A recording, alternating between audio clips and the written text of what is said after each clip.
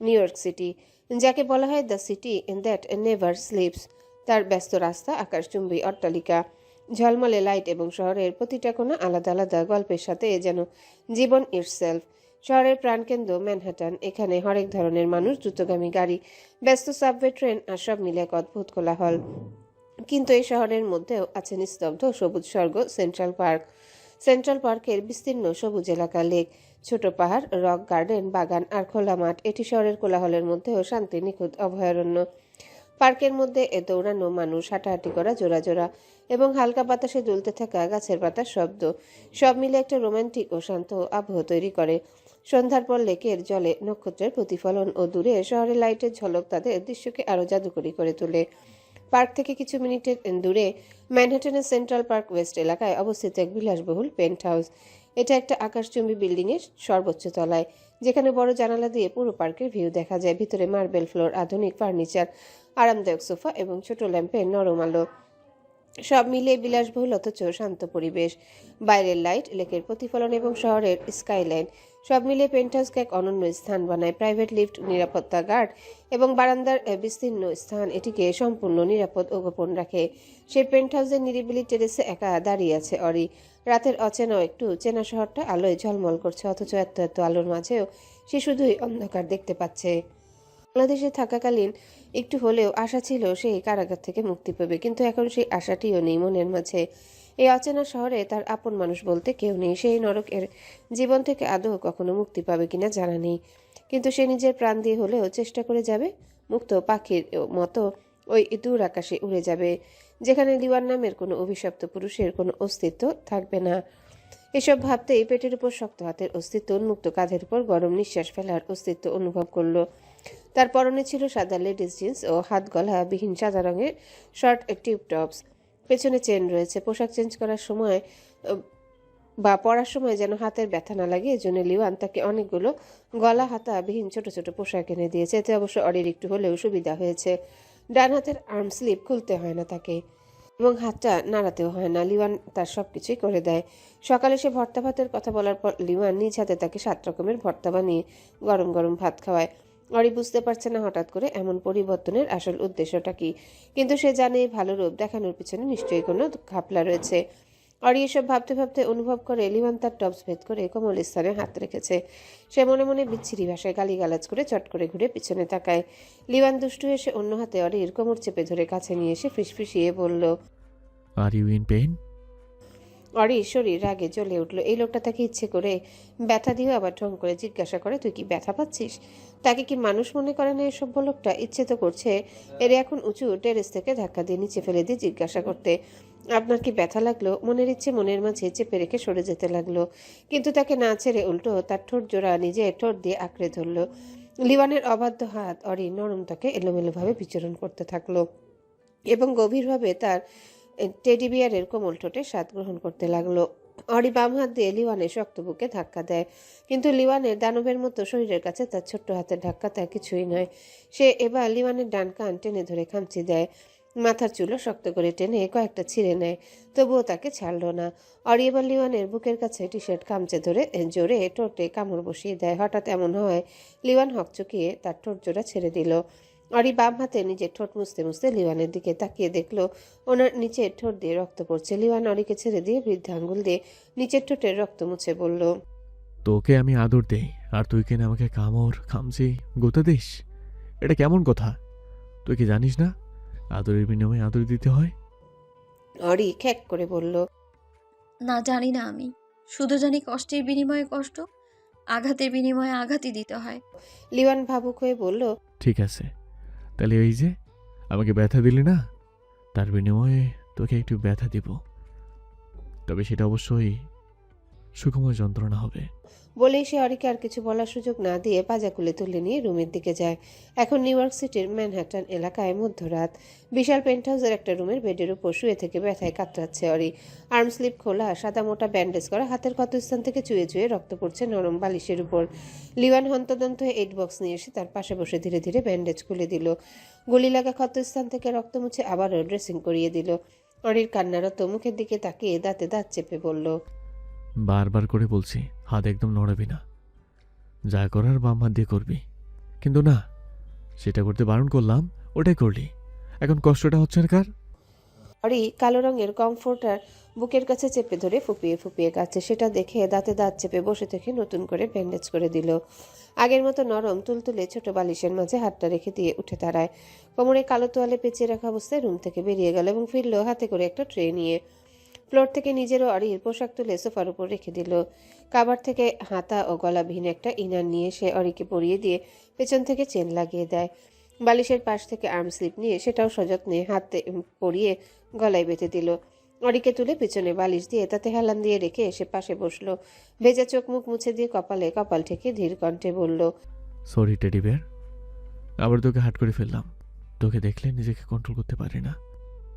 বারবার ইচ্ছা করে আমার ব্যক্তিগত পুতুলটাকে আদর করে দেই, এবং খুব বাজেভাবে আদর করতে ইচ্ছে করে। 30 বছরের ক্ষুদ হতে পারিনি আমি। সেখানে তোর মতো রসমালাইকে না খেয়ে থাকতে পারি কিভাবে বল? তুই তো ছোটবেলা থেকেই জানিস আমার একটুতে কোনো কিছু পোষায় না। যেটা চাই ওটা তৃপ্তি সহকারে আমি নিতে পছন্দ করি। তবুও তোর কথা ভেবে আজ প্রথম জেন্টেলম্যান হওয়ার চেষ্টা করছি, কিন্তু পুরোপুরিভাবে হতে পারিনি। মাঝপথে এসে আবার কন্ট্রোলেজ হয়ে অ্যাগ্রেসিভ হয়ে গেছি, তার জন্য সরি। লিওনের কথাগুলো শুনে মনে মনে তাচ্ছিল্যে হাসি দিল অরি, কিন্তু বাইরে তেমন কিছু না বলে চুপচাপ চোখ দুটো বন্ধ করে হেলান দিয়ে আধা শোয়া হয়ে বসে থাকলো। তেল দেওয়া বেনি গাঁথা চুল একপাশে ঝুলে রয়েছে। বিকেলে তার মাথায় তেল দিয়ে নিজ হাতে বেনি করে দিয়েছিল। লিওয়ান পাশে রাখা গোল টেবিলের উপর থেকে ট্রে নিয়ে সামনে বিছানার উপর রাখলো। চিকেন স্যুপের বাটি হাতে নিয়ে 1 চামচ ধোয়া ওঠা গরম গরম স্যুপ তুলে ফু দিয়ে অরির সামনে ধরে বলল, স্যুপ খেয়ে নে, তারপর পেনকিলার খেতে হবে। অরি চট করে চোখ মেলে বাম হাত দিয়ে এক ঝটকায় ট্রে সহ বাটি নিচে ধাক্কা দিয়ে ফেলে দিল এবং চেঁচিয়ে বলে উঠল, এসব দরদ দেখানো নাটক বন্ধ করুন। আমি আর নিতে পারছি না এইসব। আপনি একটা কাজ করুন, বিষ এনে দিন আমায়, সেটা খুশি মনে খেয়ে নিব। তবু মুক্তি চাই আমার, এই নরক যন্ত্রণা থেকে রেহাই দিন আমায় দয়া করে। বলেই শব্দ করে কান্না করে দিল অরি। লিওয়ান গম্ভীর মুখে ফ্লোরে ভেঙে যাওয়া কাচের বাটির দিকে তাকিয়ে থেকে বলল, মুক্তি? আমার কাছ থেকে মুক্তি পেতে চাস, তাই না? হ্যাঁ হ্যাঁ, আপনার কাছ থেকে মুক্তি পেতে চাই আমি। ঠিক আছে, তোকে মুক্তি দিয়ে দেব, তবে তার বিনিময়ে কিছু দিতে হবে আমায়। লিওয়ানের কথা শুনে চোখের পানি মুছে তাচ্ছিল্যের সুরে বলল, নতুন করে আর কি দেব আমি? সব কিছু তো ছিনিয়ে নিয়েছেন। এখন যদি কিছু থেকে থাকে তাহলে এই দেহ প্রাণটাই আছে। লিওয়ান এবার অরির চোখে চোখ রেখে বলল, তোর প্ল্যান নিয়ে কি হবে আমার? বরং তোর পরিবারের প্ল্যান নিব।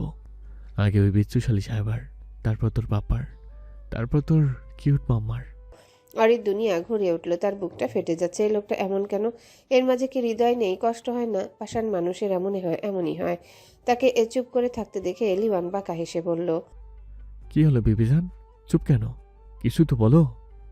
আমার থেকে মুক্তি চাও না? অরি বাম হাতে পেটের কাছে কম্ফর্টটা চেপে ধরে কেঁদে উঠল এবং দুদিকে মাথা নাড়িয়ে কাঁদতে কাঁদতে বলল, চাই না এমন মুক্তি, যার বিনিময়ে আপনজনের প্রাণ দিতে হবে। লিওয়ান হাসলো। এগিয়ে এসে কপালে এক গালে হাত রেখে কপালে ঠোঁট ছুঁয়ে বলল, দ্যাটস মাই সুইট ওয়াইফ। তুই শুধু আমার হয়ে থেকে যা, আমার আর কিচ্ছু চাই না। রাত পেরিয়ে সকাল হয়ে এসেছে। সূর্যের হালকা কিরণে ঘুম ভেঙে যায় লিওয়ানের। রাতে দেরি করে ঘুমানোর জন্য চোখ থেকে ঘুম ছুটছে না, কিন্তু আজ তাকে এক জায়গায় যেতে হবে। এই জন্য সে ঘুমু ঘুমু চোখে উঠে পড়ল। কিছু সময় চোখ দুটো বন্ধ রেখে ঘাড় কাত করে পাশে তাকালো। ঘুমন্ত অরির চেহারা দেখে মুচকি হেসে এগিয়ে গিয়ে কপালে 2 চোখের পাতায় ঠোঁটে গালে ঠোঁট চুইয়ে দিয়ে আস্তে আস্তে করে ডাক দেয়। বেশ কয়েকবার ডাক দেওয়ার পর অরি পিটপিট করে চোখ মেলে তাকায় এবং বিরক্তিকর কণ্ঠে বলে, কি সমস্যা? লিওয়ান কিছু না বলে সাবধানে তাকে পাজা কোলে তুলে নিতেই অরি হকচকিয়ে বলে উঠল, কি করেছেন কি? একটু তো শান্তিতে ঘুমোতে দিন। লিওয়ান তাকে ওয়াশরুমে নিয়ে যেতে যেতে বলল। ঘুমাবি কিন্তু আমি যাওয়ার পর। লিওয়ান তাকে ব্রাশ করিয়ে দিয়ে একেবারে গোসল করিয়ে দিল। পরনে তোয়াল পেঁচিয়ে ওয়াশরুম থেকে বের হয়ে তাকে সোফার উপর বসিয়ে রাখলো এবং সেও ওয়াশরুমে গিয়ে চটজলদি গোসল ছেড়ে বের হলো। অতঃপর অরিকে জামা কাপড় পরিয়ে দিয়ে নিজেও স্যুটবুট পরে রেডি হয়ে নিল। মাথা ভর্তি ঘন ব্রাউন চুলে জেল দিয়ে সেট করে রাখলো এবং শরীরে পারফিউম দিয়ে হাত খড়ি পরে নিল। পেছনে ঘুরে দেখলো অরি সোফার উপরে ঘুমিয়ে গেছে। এটা দেখে ফুস করে একটা নিঃশ্বাস ফেলল লিওয়ান। অরিকে এবার না জাগিয়ে নরম তুলতুলে বিছানার মাঝখানে শুয়ে দেয়। ভেজা চুলগুলো মুছে হেয়ার ড্রায়ার দিয়ে হালকা করে শুকিয়ে এক পাশে রেখে দিল। অতঃপর ড্রয়ার থেকে ছোট্ট একটা নোটপ্যাড বের করে ওখানে কিছু একটা লিখে সেটা বিছানার পাশে রেখে দেয়। অরি শরীরের কমফোর্টার তুলে দিয়ে কপালে ঠোঁট ছুঁয়ে দিয়ে বিড়বিড় করে বলল। তাড়াতাড়ি ফিরে আসার চেষ্টা করবো টেডি বিয়ার। বলেই সে রুমে লাইট অফ করে দরজাটা হালকা চাপিয়ে রেখে বের হয়ে গেল। ম্যানহাটানে উপরের পূর্ব পাশ বা হার্লেমের এক শান্ত হাই অ্যান্ড রেসিডেন্সিয়াল এলাকায় লিওয়ানের আরও একটা 4 বেডরুম বিশিষ্ট বিলাসবহুল অ্যাপার্টমেন্ট রয়েছে। এলাকাটা শান্ত, গোপন এবং পরিবারের জন্য নিরাপদ। রাস্তার পাশে ব্রাউনস্টোন এবং লো রাইজ হাই এন্ড বিল্ডিংগুলো শান্তিপূর্ণভাবে দাঁড়িয়ে আছে। পার্শ্ববর্তী ছোট নেবারহুড পার্কে জগিং ট্র্যাক, ছোট্ট খেলার মাঠ এবং প্রাইভেট কোর্টইয়ার্ড রয়েছে। কয়েকটি আপস্কেল নেবারহুড ক্যাফে, বেকারি এবং মিনি মার্টও আশেপাশে আছে। প্রতিবেশীরা সাধারণত পরিবার ও চাকরিজীবী, মাঝে মাঝে শিক্ষার্থীও দেখা যায়। লিওয়ান শুধু একজন সাকসেসফুল ডক্টরই নয়, বরং সে একজন নিউ ইয়র্ক সিটির বিজনেসম্যানও। সেই সূত্রে তার বন্ধুর চেয়ে শত্রু বেশি। এছাড়াও লিওয়ান আর রিক্কি অন্য কাজের সঙ্গেও জড়িত। বিশেষ করে রিক্কি। তাদের এই দেশে শত্রুর অভাব নেই। যেখানে যায় না কেন কোনো অঘটন ঘটিয়ে তবেই ফিরে আসে। শত্রু বিজনেসের প্রতিদ্বন্দ্বীরা সবসময় ওত পেতে থাকে কিভাবে ক্ষতি করা যায়। বিশেষ করে যারা অনৈতিক কর্মকাণ্ড করে তাদের দু চোখের বিষ লিওয়ান ও রিক্কি। এজন্যই লিওয়ান সবসময় গার্ড নিয়ে চলাফেরা করে। কোথাও থেকে কে ঝাঁপিয়ে পড়ে তার কোনো ঠিক ঠিকানা নেই। এই বিলাসবহুল বিল্ডিংয়ের সামনে সে একটা কালো রঙের BMW M8 কম্পিটিশন গাড়ি থামিয়ে বিশাল লোহার গেটের কাছে সারি সারি গার্ড, সিকিউরিটি বন্দুক হাতে নিয়ে দাঁড়িয়ে রয়েছে। ড্রাইভিং সিটের ডোরের কাছ নামিয়ে গেটের দিকে তীক্ষ্ণ নজরে তাকায় লিওয়ান। তাকে দেখা মাত্র গেটের কাছ থেকে সবাই সরে গিয়ে গেট খুলে দেয়। লিওয়ান চুপচাপ গাড়ি নিয়ে ভেতরে চলে যায় এবং সিকিউরিটি ও গার্ডরা আবারও বিশাল গেট বন্ধ করে দিয়ে আগের মতো দাঁড়িয়ে থাকে। লিওয়ান পার্কিং লটে গাড়ি পার্ক করে ডোর খুলে বেরিয়ে এলো। বসকে এতদিন পর এখানে দেখে দুজন কালো পোশাক পরিহিত গার্ড দ্রুত পায়ে এগিয়ে এসে সালাম দিল। লিওয়ান চোখ থেকে সানগ্লাস খুলে বুকের মাঝে শার্টের উপর ঝুলিয়ে রেখে সালামের জবাব দিয়ে গম্ভীর কণ্ঠে বলল, take the first out of the car and follow me. বসের আদেশ পেয়ে তারা জলদি গাড়ির পেছনের ডোর খুলে অনেকগুলো শপিং ব্যাগ, ছোট কার্টুনগুলো বের করে বসকে অনুসরণ করে সামনের দিকে এগিয়ে যেতে লাগলো। নিজ অ্যাপার্টমেন্টের প্রাইভেট লিফটে উঠে 10 তলায় এলো লিওয়ান। সামনের দিকে এগিয়ে গিয়ে একটা অ্যাপার্টমেন্টের দরজার সামনে দাঁড়িয়ে পাশে থাকা কলিং বেল চাপ দিল, কিন্তু অপর প্রান্ত থেকে কোনো রেসপন্স পেল না। ভ্রু কুচকে হাত ঘড়ির দিকে তাকিয়ে দেখলো সকাল 7:10। সে আবারও কলিং বেল চাপলো, কিন্তু কেউই দরজা খুলল না। এবার সে অধৈর্য হয়ে মানিব্যাগ বের করে তার ভেতরে থাকা দরজা খোলার কার্ড বের করতে দেখলো অপর প্রান্ত থেকে দরজা খুলে দিয়েছে। লিওয়ান চট করে তাকাতেই দেখে 23 বছরের এক বিদেশি সুন্দরী রমণী হাঁ করে দাঁড়িয়েছে। পরনে ঢিলে ঢোলা ট্রাউজার ও হাতাকাটা গেঞ্জি। হাইট 5 ফুট 7 ইঞ্চি হবে। লাইট ব্রাউন স্ট্রেট চুলগুলো কাঁধ পর্যন্ত। সাদা ধবধবে গায়ের রং, লম্বা চেহারা, গ্রিন মণি বিশিষ্ট ছোট ছোট আঁখি জোড়া ফোলা ফোলা। দেখেই বোঝা যাচ্ছে সবে কাঁচা ঘুম ভেঙে উঠে এসেছে। তাকে এমন করে তাকিয়ে থাকতে দেখে লিওয়ান বিরক্তির কণ্ঠে কিছু বলতে যাবে, তার আগে সে বিদেশি রমণীটি দৌড়ে এসে জড়িয়ে ধরে বুকে মুখ গুজে বলে উঠল, Finally, you come to me, honey. দীর্ঘদিন পর লিওয়ানকে দেখতে পেয়ে খুশিতে আত্মহারা হয়ে উঠল রমণীটি। বুকে মুখ গুজে দিয়ে একের পর এক অভিযোগ করছে। লিওয়ানের চোয়াল শক্ত হয়ে যায়। সে দ্রুত হাতে রমণীটিকে নিজের কাছ থেকে কিছুটা দূরে সরিয়ে দিল এবং গম্ভীর কণ্ঠে বলল, বিহেভিয়ার ইয়ারসেলফ এরিন। তোকে কতবার বলেছি আমার থেকে দূরে থাকতে? এরিন আবারও কাছে এসে লিওয়ানের গলা জড়িয়ে ধরে বলল, Come on, Leo. তুমি এমন করছো কেন? জানো আমি প্রতি মুহূর্তে ঠিক কতটা মিস করি তোমায়। নিজের থেকে এরিনকে সরিয়ে নিয়ে দাঁতে দাঁত চেপে বলল, তোর মিস করে তুই ধুয়ে পানি খা, আমার গায়ের উপর একদম পড়বি না, না হলে এক চর মেরে পাগলামি ছুটে দিতে জানি। সর সামনে থেকে। লিওয়ানের ধমক শুনে মুখটা চুপসে গেল এরিনের। সে দরজার সামনে থেকে সরে দাঁড়াতে লিওয়ান তাকে পাশ কাটিয়ে গটগট করে হেঁটে ভেতরে প্রবেশ করলো। দুজন গার্ড মাথা নিচু করে ড্রয়িং রুমে প্রবেশ করে জিনিসপত্র সোফার উপর রেখে বেরিয়ে গেল। এরিন দরজাটা বন্ধ করে এগিয়ে এলো। লিওয়ান অ্যাপার্টমেন্টে ঢুকে সোজা একটা রুমের ভেতর প্রবেশ করলো। তার পিছু পিছু এরিন এলো। রুমে প্রবেশ করতে চোখ গেল বিছানার উপর এলোমেলোভাবে শুয়ে থাকা 10 বছরের একটা বাচ্চা মেয়ের উপর। মেয়েটার পরনে পিঙ্ক টি শার্ট ও পিঙ্ক জিন্স। এই পুরো রুমটাই পিঙ্ক রঙে ডেকোরেশন করা। ঘর ভর্তি ছোট্ট বাচ্চাদের খেলার জিনিস, পুতুল, ছোট্ট আলমারি, দোলনা, কাউচ, সোফা, পড়ার ছোট্ট টেবিল ও আরও অনেক কিছু দিয়ে সাজিয়ে রাখা। লিওয়ান বিছানার কাছে এসে ঘুমন্ত মেয়েটিকে তুলে নিজের বুকের মাঝে আগলে নিল। ফর্সা ও পিঙ্ক মাসুম চেহারায় ভালোবাসার পরশ এঁকে দিল একের পর এক। ফর্সা ও পিঙ্ক মাসুম চেহারায় ভালোবাসার পরশ এঁকে দিল একের পর এক। এরিন কাছে এসে একটা চেয়ারে উল্টো দিকে বসে দুগালে হাত দিয়ে লিওয়ানের পাগলামি দেখতে লাগলো। মনে মনে খুব আফসোস হলো। এই ছোট্ট মেয়েটির মতো যদি একটু তাকে এভাবে আদর করতো, কিন্তু না, সবসময় তাকে দূর দূর করে। অ্যারিন এসব ভেবে কাল ফুলিয়ে বসে থাকলো। তারও তো ইচ্ছে করে ভালোবাসার মানুষটিকে একটু ছুঁয়ে দেখতে, কিন্তু আফসোস এই লোকটা তার ভালোবাসা দেখে অবহেলা করে। ঘুমের মধ্যে কারো অস্তিত্ব অনুভব করে মেয়েটির ঘুম পাতলা হয়ে গেল। নাড়াচাড়া করতে গিয়েও অনুভব করলো কেউ তাকে আষ্টে পৃষ্ঠে জড়িয়ে ধরে আছে। সে ঘুমু ঘুমু চোখ দুটো মেলে তাকাতেই সব ঘুম পালিয়ে গেল। ছোট্ট ছোট্ট চোখগুলো বড় বড় হয়ে গেল। সে অবিশ্বাস্য চোখে লিওয়ানের দিকে তাকিয়ে থাকলো। তার মনে হচ্ছে এটা স্বপ্ন। ঘুম ভেঙে গেলে এই মানুষটিও হারিয়ে যাবে। মেয়েটি তার আদুরে ছোট্ট ছোট্ট কাপা কাপা হাতটা লিওয়ানের গালে স্পর্শ করতে চমকে উঠল। মুহূর্তের মধ্যে হাউমা করে কেঁদে উঠে লিওয়ানের গলা জড়িয়ে ধরে। লিওয়ান মুচকি হেসে তাকে আগলে নেয়। ভাইয়া, ভাইয়া, তুমি সত্যি তুমি এসেছো? মেয়েটি কান্না করতে করতে জিজ্ঞাসা করলো। সেটা শুনে মেয়েটিকে সামনে নিয়ে এসে দুগালে হাত রেখে চোখের পানি মুছে দিয়ে ধীর কণ্ঠে বলল, ইয়েস মাই কিউট সিস্টার, তোর ভাই তোর কাছে ফিরে এসেছে। মেয়েটি হঠাৎ করে কান্না বন্ধ করে দিল। ভাইয়ের কাছ থেকে সরে এসে চেঁচিয়ে বলে উঠল, কেন কেন এসেছো? যাও না, যাও, তোমার ওই দেশে এগিয়ে থাকো। আমি কে যে আমার কাছে থাকবে? লিওয়ান মুচকি হেসে ভ্রু চুলকালো। তার ছোট্ট বোনটির অভিমানও করতে শিখে গিয়েছে। সে তার বোনকে টেনে নিজের কাছে নিয়ে এসে বলল, তুই আমার সব মন পাখি। এই পাখিটার বেঁচে থাকার প্রথম কারণ হচ্ছিস তুই। প্লিজ রাগ করিস না। আমি তো বলেই গেছিলাম দেশ থেকে ফিরতে দেরি হবে। তুই যেন বেশি কষ্ট না পাস তার জন্য তো রিক্কি ভাইয়া প্রতি মাসে এসে এসে দেখে যেত। আমি তো মাঝে মধ্যে ফ্রি টাইমে কথা বলতাম। তাহলে এখন এত রাগ করছিস কেন? মেয়েটি লিওয়ানের কোল থেকে নামার জন্য ছটফট করছে। ভাইয়ের বুকে কিলঘুষি চুল টেনে টুনে কাঁদতে কাঁদতে বলল, তুমি খুব পচা ভাইয়া। রিক্কি ভাইয়া তোমার থেকে অনেক অনেক ভালো। সে আমার সঙ্গে একটু হলেও দেখা করতে আসতো, কিন্তু তুমি তুমি শুধু ফোনেই কথা বলতে, তাও মাসে 2 বার। যাও, তোমার মতো পচা ভাইয়া লাগবে না আমার। তোমার সঙ্গে আর কখনো কথা বলবো না, খেলবো না। লিওয়ানকে এলোপাতারি মারতেই আছে। এদিকে অ্যারিন এগিয়ে এসে ছোট্ট মেয়েটিকে শান্ত করার চেষ্টা করে বলল, কাম ডাউন মাই লিটল লিজা, তুমি না গুড গার্ল, ভাইয়াকে এভাবে মারতে নেই বেবি। ছোট্ট মেয়ে লিজা আবারও চিল্লিয়ে বলে উঠল, না, ও আমার ভাইয়া নয়। আমার ভাইয়া হলে আমাকে এখানে একা রেখে যেতে পারতো না। আমাকে একটুও ভালোবাসে না আপনি। তুমি ওনাকে বলো চলে যেতে, আমি থাকবো না ওনার কাছে। বলে লিওয়ানের বুকে হালকা হাতে ধাক্কা মারে লিজা। লিওয়ান হুট করে বোনকে ছেড়ে দিয়ে উঠে দাঁড়িয়ে অ্যারিনের দিকে তাকিয়ে বলল, আমি চলে যাচ্ছি এরিন, তুই আর খেয়াল রাখিস। আর যা প্রয়োজন হয় ফোন করে জানিয়ে দিস।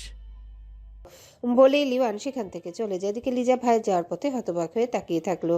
সে তো ভেবেছিল তার ভাই তার অভিমান ভাঙাবে, উল্টো তাকে ছেড়ে চলে যাচ্ছে। এটা দেখে সে ডান হাত বুকের কাছে টি শার্ট খামচে ধরে। তার কষ্ট হচ্ছে, খুব কষ্ট হচ্ছে। অ্যারিন দৌড়ে লিওয়ানের পিছু পিছু যেতে যেতে বিচলিত কণ্ঠে বলে, লিও দাঁড়াও, প্লিজ রাগ করো না। ও ছোট তাই বুঝতে পারিনি। তুমি তো জানো লিজা তোমায় কতটা ভালোবাসে। তোমাকে দেখার জন্য প্রতিদিন কান্না করতো, ঠিক মতো ঔষধও খেতে চাইতো না। তুমি তো জানো ও একটু মানসিকভাবে অসুস্থ। প্লিজ যেও না, লিজা অনেক কষ্ট পাবে। লিও স্টপ। অ্যারিন দৌড়ে আসছে আর কথাগুলো বলছে, কিন্তু তার কথা লিওয়ানের কানে পৌঁছালো না। সে আগের মতোই হেঁটে সামনের দিকে এগিয়ে যাচ্ছে। ড্রয়িং রুম পেরিয়ে দরজার কাছে এসে দরজা খুলতেই তার পা জোড়া থেমে গেল। সে নিজ ইচ্ছায় থামায়নি, বরং লিজা রুম থেকে দৌড়ে এসে সোজা তার এক পা চেপে ধরে দরজার কাছে বসে পড়ল। প্লিজ ভাইয়া যেও না। আমি আমি আর মারবো না তোমায়, তবুও আমাকে ছেড়ে যেও না। তুমি যা বলবে সব শুনবো আমি। একদম গুড গার্ল হয়ে থাকবো। প্লিজ যেও না ভাইয়া, আমার কষ্ট হচ্ছে খুব। লিজা কাঁদতে কাঁদতে কথাগুলো বলে। সেসব শুনে লিওয়ান সোজা হয়ে দাঁড়িয়ে পকেটে দুহাত গুজে গম্ভীর কণ্ঠে বলল, কেন যাব না? একটু আগে না এরিনকে বললেই আমার মতো ভাই লাগবে না তোর? আমি নাকি তোকে একটু ভালোবাসি না, তাহলে এখন কাঁদছিস কেন? লিজা ছোট বাচ্চাদের মতো ভাইয়ের এক পা জড়িয়ে ধরে ফ্লোরে পা দুটো ছড়িয়ে ছিটিয়ে বলল, আমি এমনি বলেছি ওসব। ভেবেছি তুমি আমার রাগ ভাঙাবে, কিন্তু তুমি উল্টো আমাকে রেখে চলে যাচ্ছ। এই তুমি কেমন ভাই? হ্যাঁ, লিওয়ান মনে মনে হাসলো। সে তো এতক্ষণ চলে যাওয়ার অভিনয় করছিল। সে জানে তার বোন তাকে যেতে দিবে না। লিওয়ান হেসে বোনকে নিচ থেকে কোলে তুলে নিয়ে কপালে ঠোঁট ছুঁয়ে দিয়ে বলল, তুইও যেমন, তোর ভাইও ঠিক অমন মন পাখি। যদি এমনি এতগুলো কথা বলতে পারিস তাহলে তোর ভাইও মজা করে এমনি চলে যাওয়ার ভান করতে পারে। ইউনো, তোকে কতটা ভালোবাসি। এতদিন পর এসে তোকে ছেড়ে চলে যাব, এটা ভাবলি কি করে তুই? ভাইয়ের কথা শুনে ঠোঁট উল্টে মুখ ফুলিয়ে রাখলো লিজা। আসলেই তো, সে কিভাবে ভাবলো তার ভাই এতদিন পর এসে তাকে রেখে চলে যাবে। আসলেই সে একটা মাথা মোটা ইডিয়েট। এরিন যেন স্বস্তির নিঃশ্বাস ফেলল। সে এক মুহূর্তের জন্য ভেবেছিল এই বুঝি লিওয়ান রাগ করে চলে যাবে। বোনকে নিয়ে লিওয়ান সোফায় এসে বসলো। আসার পথে রিক্কির হাতে দেশ থেকে বোনের জন্য অনেক কিছু নিয়ে এসেছে। এরিনের দিকে তাকিয়ে একটা কার্টুনের বক্সের দিকে ইশারা করে বলল, ওটার ভিতরে ফ্রেশ একদম দেশি ইলিশের ডিম রয়েছে, ফ্রিজের মধ্যে রেখে আয়, নয়তো ভিতরে বরফ গলে যাবে। এরিন মাথা নাড়িয়ে চুপচাপ বক্স খুলে পলিথিন সহ মাছের ডিম ফ্রিজের মধ্যে রেখে হাত ধুয়ে এলো। লিজা তার ভাইয়ের গলা জড়িয়ে ধরে বুকে মুখ গুজে আছে, এমনভাবে জড়িয়ে ধরে আছে যেন ছেড়ে দিলে তার ভাই পালিয়ে যাবে। লিওয়ান বোনের মাথায় হাত বুলিয়ে দিয়ে আদুরে কণ্ঠে বলল, আমার ছোট্ট মন পাখিটা কি এখনো তার পচা ভাইয়ের উপর রাগ করে আছে? লিজা মুখ তুলে ভাইয়ের দিকে তাকিয়ে ঠোঁট উল্টে দুদিকে মাথা নাড়িয়ে বলল, আমার ভাইয়া একদম পচা নয়, তুমি অনেক অনেক ভালো। তোমাকে যে পচা বলে সে অনেক পচা, বুঝেছো? লিওয়ান হেসে বোনের গালে এক হাত রেখে বলল। বুঝলাম, পাকনা বুড়ি। লিজাও শব্দ করে হেসে দিল। লিওয়ান মুগ্ধ চোখে বোনের হাসি মাখা চেহারার দিকে তাকিয়ে থাকলো। লিজাকে দেখলেই তার মমের কথা মনে পড়ে যায়। মমের চেহারার সাথে তার বোনের চেহারার হুবহু মিল রয়েছে। মমের মতোই ডার্ক সোনালী রঙের ঘন মাথার চুল, চোখের মনি হালকা ব্রাউন, দুধে আলতা গায়ের রং, জোড়া ঘন ভ্রু এবং ঘন বড় বড় পাপড়ি বিশিষ্ট টানা টানা আঁখি জোড়া। সে হাসলে তার চোখ দুটো যেন হেসে ওঠে। গোলগাল কিউট ফেস, একদম স্নিগ্ধ আদুরে টাইপ। লিওয়ান মুচকি হেসে বোনের টোল পড়া বাম গালে ঠোঁট ছুঁয়ে দিয়ে বলল, সরি বনু, তোকে এতদিন অপেক্ষা করার জন্য খুব খুব খুব সরি আমি। আর এমনটা হবে না। এবারের মতো তোর এই পচা ভাইটাকে ক্ষমা করে দে, প্রমিস করছি। এবার থেকে যেখানে যাব তোকে সঙ্গে নিয়ে যাব। ভাইয়ের কথা শুনে যেন ছোট্ট লিজা লাফিয়ে উঠল। খুশিতে চোখ দুটো চিকচিক করছে। সে আহ্লাদি কণ্ঠে বলল, সত্যি ভাইয়া, তুমি আমাকে এখন থেকে নিজের সাথে নিয়ে যাবা? লিওয়ান বোনের সরু চিকন একটু লম্বা নাকের সাথে নিজের নাক ঘষে বলল। সত্যি। লিজা আবারও মন খুলে হাসলো। হঠাৎ তার নজর ভাইয়ের লাল ঠোঁটের দিকে গেল। হাসি বন্ধ করে কৌতূহলী হয়ে নিচে ঠোঁটে হাত রেখে বলল, এখানে কি হয়েছে ভাইয়া?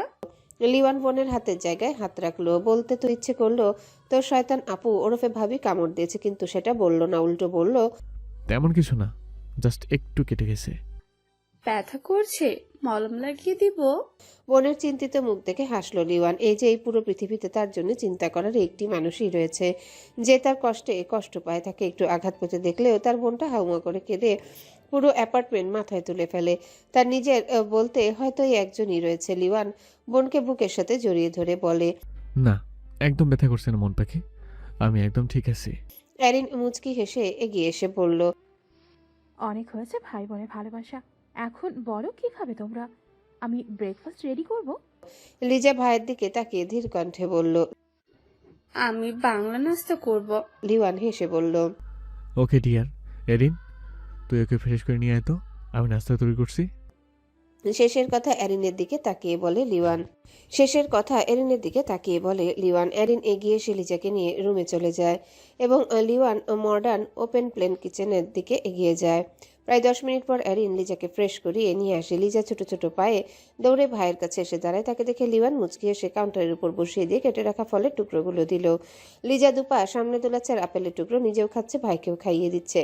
লিওয়ান দাঁড়িয়ে থেকে ময়দার ডো মাখছে আর বোনের সঙ্গে গল্প করছে। তাদের থেকে কিছুটা দূরে আরেকটা কাউন্টারের উপর এরিন বসে থেকে স্ট্রবেরি খাচ্ছে, মনোযোগ সহকারে লিওয়ানকে দেখছে। কালো প্যান্ট ও গাঢ় নীল রঙের শার্টে অসম্ভব সুন্দর লাগছে। শার্টের উপর কালো রঙের কিচেন অ্যাপ্রন বাঁধা রয়েছে। দু হাতের হাতা কোণী পর্যন্ত গুটিয়ে রাখা, যার দরুন ফর্সা লোম সহ বলিষ্ঠ হাত জোড়া উন্মুক্ত হয়ে আছে। হাতের শিরা নীল রং স্পষ্ট দেখা যাচ্ছে। ব্রাউন সিল্কি বড় বড় চুলগুলো এলোমেলো হয়ে কপালের উপর এসে পড়ে আছে। আগুনের হালকা আছে, ফর্সা চেহারাটা কিছুটা লাল হয়ে উঠেছে। গালের দুই পাশে হালকা চাপদারি, রক্ত জবার মতো চিকন ঠোঁটজোড়া বারবার নাড়িয়ে বোনের সঙ্গে কথা বলছে। মাঝে মধ্যে মুচকে মুচকে হাসছেও। ভি আকৃতির সুঠাম দেহের অধিকারী লিওয়ানকে দেখতে ভীষণ অ্যাট্রাকটিভ লাগছে। অ্যারিনের কেন জানি মনে হচ্ছে লিওয়ান আগের থেকে বেশি সুদর্শন হয়েছে। অ্যারিন এসব ভেবে নিজ মনে হাসলো। সে ছোটবেলা থেকেই এই মানুষটিকে লাইক করত। তার প্রথম ক্রাশ ছিল লিওয়ান। ছোটবেলায় তাদের মাঝে দূরত্ব থাকলেও সে যখন 13 বছরে পা দেয় তখন এক দুর্ঘটনার জন্য ওই দূরত্বটা চলে গিয়েছিল। হাসপাতালে যখন ফুপিমণি ও লিওয়ানের রক্তাক্ত দেহটা দেখে তখন সে পুরো পাগল হয়ে গেছিল। অনেক ছোটবেলায় সে নিজের মাকে হারিয়ে ড্যাডের কাছে বড় হয়েছে। ফুপিমণি এই শহরে যখন জবের জন্য আসে সেও তখন আদর নেওয়ার জন্য মাঝে মধ্যে ফুপির কাছে এসে থাকতো। তখন থেকে অল্প অল্প ভালো লাগা কাজ করে লিওয়ানের প্রতি। সেও লিওয়ানের মতোই ফুপিমণিকে মম বলে সম্বোধন করতো। কিন্তু একদিন তার ড্যাড ও ফুপিমণি তড়িঘড়ি করে বাংলাদেশে গিয়েছিল। সে তখন বাড়িতেই ছিল। সুস্থ অবস্থায় বিডিতে গেল, ফিরে এসেছিল রক্তাক্ত অবস্থায়। ড্যাডের অবস্থাও খুব একটা ভালো ছিল না। ফুপিমণি প্রায় নানা বাচ্চা ছিল। লিওয়ান তো প্রায় 1 বছর কোমায় ছিল। অ্যারিন যখন হাসপাতাল থেকে খবর পায় তখন সে ছুটে গিয়েছিল। তার ড্যাডে নিউ ইয়র্ক শহরের বেস্ট ডক্টরদের মধ্যে একজন ছিলেন। সেই সুবাদে অনেকেই চেনেন তাকে। হাসপাতালে গিয়ে আপন 3জন মানুষের এমন অবস্থা দেখে পাগলের মতো কেঁদেছিল। তার ফুপিমণি তখন 8 মাসের প্রেগনেন্ট ছিলেন। বিডিতে বেশিক্ষণ চিকিৎসা করার সুযোগ পায়নি। তাদের জীবনে ঝুঁকি ছিল, বিশেষ করে ফুপুমণি ও লিওয়ানের।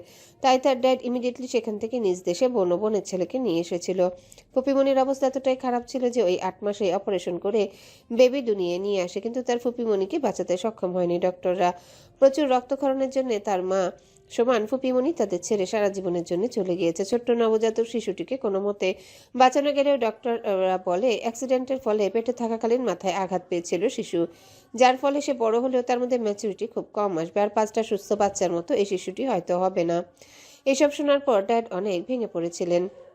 উনি তার বোনকে খুব ভালোবাসতেন। অনাকাঙ্ক্ষিত ভাবে বোনের স্বামীর মৃত্যু মেনে নিতে পারছিলেন না। তার উপর বোনের আদরের ছেলের বুকে পেটে গুলি, উঁচু পাহাড় থেকে ফেলে দেওয়ার ফলে মাথায় আঘাত পাওয়ার জন্য কোমায় চলে গিয়েছিল। ছোট্ট পরিবারটা কেমন জানি এলোমেলো হয়ে গিয়েছিল। সে ফুপিমণির সে স্মৃতি রেখে যাওয়া মেয়েকে আগলে রেখেছিল। মা বাবার ভালোবাসা দিতে না পারলেও বড় বোনের ভালোবাসা দেওয়ার কোনো কমতি রাখেনি। তার ড্যাডও লিজাকে তার থেকেও বেশি ভালোবাসতেন। তারপর চোখের পলকে 1 বছর কেটে যায়। লিওয়ানের জ্ঞানও ফিরে এসেছিল, কিন্তু কেমন জানি চুপচাপ থাকতো সবসময়, আর একা একা কী সব বিড়বিড় করতো। নিজের বোনকে জড়িয়ে ধরে ওই দিন পাগলের মতো কেঁদেছিল লিওয়ান। তার কাদার ওই দৃশ্যটা এখনো মনে পড়লে বুকটা ফেটে যায়। অ্যারিনের কতই না নির্মম মুহূর্ত ছিল ওটা। এসব মনে করে দীর্ঘশ্বাস ফেলল অ্যারিন। ওই দিনের পর থেকে তারা একসাথেই থেকেছিল। লিওয়ান তার সাথে খুব একটা কথা বলতো না, শুধু বোনকে নিয়ে বাগানে বসে থেকে একদৃষ্টিতে আকাশের দিকে তাকিয়ে থাকতো। সে নিজে যেচে যেচে লিওয়ানের সাথে মিশত, তাকে হাসানোর চেষ্টা করত, কিন্তু লিওয়ান সবসময় তাকে রাগ দেখাতো। এইভাবে তাদের জীবন চলছিল। কিন্তু হঠাৎ 5 বছর আগে তার ড্যাডের অনাকাঙ্ক্ষিত মৃত্যুতে সে ভেঙে পড়েছিল। তার তো ড্যাড ছাড়া আর কেউ ছিল না। ড্যাডের খুব আদরের একমাত্র রাজকন্যা ছিল সে। কিন্তু তার ড্যাডও তার মমও ফুপুমণির মতো তাকে ছেড়ে চলে গেল। সেই ভেবেছিল এই শহরে একাই বড় হতে হবে তাকে, কিন্তু সেটা করতে হয়নি আর। লিওয়ান তাকে নিয়ে এসেছিল এই অ্যাপার্টমেন্টে। তার সব দায়িত্ব এই মানুষটাই নিয়েছে। তারা 3জন একটা হ্যাপি ফ্যামিলির মতো ছিল, কিন্তু তার বেহা এমন একসময় এই গম্ভীর মানুষটাকে ভালোবেসে ফেলে। সে অনেকবার বোঝানোর চেষ্টা করছে নিজের মনের কথা। মাঝে মধ্যে তো মুখেই ভালোবাসি কথাটা বলে দিত। এই লোকটা তাকে কখনো ওই নজরে দেখেনি, বরং লিজাও তাকে বোনের নজরে দেখেছে, ভালোবেসেছে। কিন্তু এসব মানতে নারাজ তার মন। তার ভালোবাসা যদি সত্যি হয়ে থাকে তাহলে নিশ্চয় একদিন না একদিন এই মানুষটাকে নিজের করে পাবে। সে অধীর আগ্রহে ওই দিনের অপেক্ষায় রয়েছে। এতদিন না হয় জ্বালিয়েই খাবে। এসব ভেবে মুচকি হেসে নিচে নামলো অ্যারিন। এতক্ষণে লিওয়ানের রান্না সব শেষ। সে আগে খুব একটা বাংলা ভাষা বলতে পারতো না, তাকে লিওয়ানই শিখিয়েছিল। তারপর থেকে খুব ভালো করে বাংলা ভাষা বলতেও বুঝতে পারে। লিজাকেও সে নিজে শিখিয়েছে। লিওয়ান বোনের পছন্দে বাংলা নাস্তা হিসেবে বানিয়েছে ঘিয়ে ভাজা আলুর পরোটা, সবজি অমলেট, আলুর ভাজা ও কলিজা ভুনা, সঙ্গে সালাদও রয়েছে। সবকিছু ডাইনিং টেবিলের উপর সাজিয়ে বোনকেও অ্যারিনকে ডাক দেয়। লিজা দৌড়ে এসে ভাইয়ের পাশে চেয়ারে বসে। অ্যারিন ফ্রিজ থেকে ফলের জুস বের করে নিয়ে এসে টেবিলের উপর রাখলো। লিওয়ান বোনকে খাইয়ে দিচ্ছে, সেটা দেখে অ্যারিন বলল, তুমি খাবে না? লিওয়ান মাথা তুলে অ্যারিনের দিকে এক পলক তাকায়। অতঃপর টেবিলের উপর ফোনটা হাতে নিয়ে লক খুলে কিছু একটা করে। একটু পরে স্ক্রিনে ভেসে ওঠে সিসিটিভি ক্যামেরার লাইভ ফুটেজ, যেখানে স্পষ্ট দেখা যাচ্ছে অরির ঘুমন্ত চেহারা। এই মেয়েটা এখনো বেঘরে ঘুমোচ্ছে। এটা দেখে ফোন ঠিক করে আবারও আগের জায়গায় রেখে শান্ত গলায় বলল, তুই খেয়ে নেই, আমি পরে খাবো। বলেই সে আবার বোনকে খাওয়াতে ব্যস্ত হয়ে গেল। লিজাও ভাইকে অনেকবার বলছে তার সাথে খেতে, কিন্তু লিওয়ান প্রতিবারই বলেছে তার এখন খিদে নেই। যখন খিদে পাবে তখন সে খেয়ে নিবে। এটা শুনে আর সে কিছু বলেনি, নাহলে দেখা যাবে আবারও রাগ করে চলে যেতে পারে। তাই চুপচাপ ভদ্রমের মতো বসে থেকে ভাইয়ের হাতে খাবার খাচ্ছে সে। অ্যারিন তাদের দিকে এগিয়ে এসে লিজার পাশে চেয়ার টেনে নিয়ে বসে পড়ল। লিওয়ানের দিকে তাকিয়ে বাচ্চাদের মতো আবদার করে বলল, আমাকে খাইয়ে দিবে না ভাইয়া? লিওয়ান শান্ত চোখে বোনের পাশে বসে থাকা আরেক বোনের দিকে তাকায়। সে কিছু না বলে অ্যারিনের মুখের সামনে পরোটার একটু অংশ ধরে। এটা দেখে অ্যারিনের চোখ দুটো ছলছল করে উঠে। লাস্ট কবে লিওয়ানের হাতে খেয়েছিল মনে নেই তার। সে আর সময় নষ্ট না করে মুখে নিল খাবারটা এবং তৃপ্তির সাথে খেলো। চোখের কোণের পানি আড়ালে মুছে নিলেও ঠিকই লিওয়ানের চোখে পড়েছে। সে একটা দীর্ঘশ্বাস ফেলল। এই মেয়েটাকে সে কিভাবে বোঝাবে তাকে শুধু বোন হিসেবে ভালোবাসে, বলতে গেলে লিজাকে যতটা ভালোবাসে ঠিক ততটাই তাকেও ভালোবাসে। কিন্তু সে যখন বুঝতে পারল অ্যারিন তাকে অন্য নজরে দেখছে, তখন সে নিজে অ্যারিনকে বুঝিয়েছে। কিন্তু না, কিছুই শুনেনি, উল্টো দিন দিন তার উপর দুর্বল হয়ে পড়েছে। সে এটাও বলেছিল যে অন্য একজনকে সে ভালোবাসে। এটা শুনে অ্যারিন হেসে বলেছিল, সমস্যা নেই লিও ভাই, আমি তোমাকে সবসময় ভালোবেসে যাব, হোক না একতরফা ভালোবাসা, তবুও দিন শেষে ওই তোমাকেই ভালোবাসবো। ওই দিনের পর থেকে সে অ্যারিনের সাথে দূরত্ব বাড়িয়ে দেয়, এক প্রকার ইগনোর করে। সে তবুও অবহেলা করতে পারে না। তার একমাত্র কারণ হচ্ছে তার মামা। ওই লোকটার জন্য আজ সেও তার বোনটা জীবিত রয়েছে, একজন সাকসেস ডক্টর হতে পেরেছে মানুষটার জন্য। লিওয়ান মন থেকে তার মামাকে খুব ভালোবাসে, সম্মান করে। মৃত্যুর সময় তার হাত ধরে বলে গিয়েছিল তার কলিজার টুকরা মেয়েকে যেন আগলে রাখে। ও খুব আদরের মেয়ে ওনার। তারপর থেকে অ্যারিনকে নিজের কাছে রেখেছে, চেষ্টা করছে সব আবদার, শখ ইচ্ছে পূরণ করার। শুধুমাত্র একটা আবদারই পূরণ করতে ব্যর্থ হয়েছে সে, আর সেটা হচ্ছে নিজের মনকে দিতে পারেনি অ্যারিনকে। আর পারবেও বা কিভাবে? তার মন যে অন্য একজনের দখলে আছে। সে চাইলেও সেই জায়গায় অন্য কাউকে বসাতে পারবে না, অ্যারিনকেও না। এসব ভেবে জোরে নিঃশ্বাস ফেলে লিওয়ান। অতঃপর দুই বোনকে নিজ হাতে খাইয়ে দিতে থাকলো এবং ভাবতে লাগলো কি করা যায়। সকাল পেরিয়ে দুপুর হয়ে এসেছে। অরির সবে ঘুম ভাঙলো। পুরো রাত ছটফট করে কেটে গেলেও ভোর থেকে এই পর্যায়ে ভালো একটা ঘুম হয়েছে। হয়তো ওষুধ খাওয়ার ফলে একটু বেশি ঘুম এসেছিল চোখের পাতায়। রাতের আগের মাথায় খাবার ফেলে দিল। লিওয়ান গিয়ে আবারও স্যুপ বানিয়ে নিয়ে এসেছিল। তারপর তাকে স্যুপ ও পেন কিলার খাইয়ে দেয়। এই লোকটা নিজ হতে তীব্র যন্ত্রণা দেয়, আবার নিজ থেকে সেবা করার নাটক করে। এইসব ভেবে দীর্ঘশ্বাস ফেলল অরি। সে একটু চোখ দুটো বন্ধ রেখে আস্তে আস্তে শরীর থেকে ব্ল্যাক কমফোর্টার সরিয়ে উঠে বসলো। ডান হাতটা একটু ব্যথা করছে। সামনে থেকে চুলগুলো সরিয়ে পিছনে দিল। নরম বিছানা থেকে নামতে যাবে ঠিক তখনই ফোলা ফোলা চোখ দুটো পাশে রাখা ছোট্ট নোটপ্যাডে গেল। এটা দেখে কপাল কুঁচকে যায়। সে কৌতূহল বশত বাম হাতে তুলে নিল এবং খুলে দেখলো সেখানে গুটি কয়েক লাইন লেখা আছে। ইম্পর্টেন্ট কাজের জন্য বাইরে যাচ্ছি, ফিরতে দেরি হতে পারে, বাস নাও ফিরতে পারি। ফ্রিজে খাবার রয়েছে, আজ একটু একটু কষ্ট করে খেয়ে নিয়ে যান, আমি জলদি ফিরে আসার চেষ্টা করব। লাইনগুলো পড়ে অরির মধ্যে তেমন কোনো ভাবান্তর দেখা গেল না। সে নোটপ্যাড টেবিলের উপর রেখে দিল এবং খুঁড়িয়ে খুঁড়িয়ে ধীর পায়ে ওয়াশরুমে চলে গেল। একটু সময় নিয়ে ফ্রেশ হয়ে বেরিয়ে এসে ড্রেসিং টেবিলের বড় আয়নার সামনে দাঁড়ায়।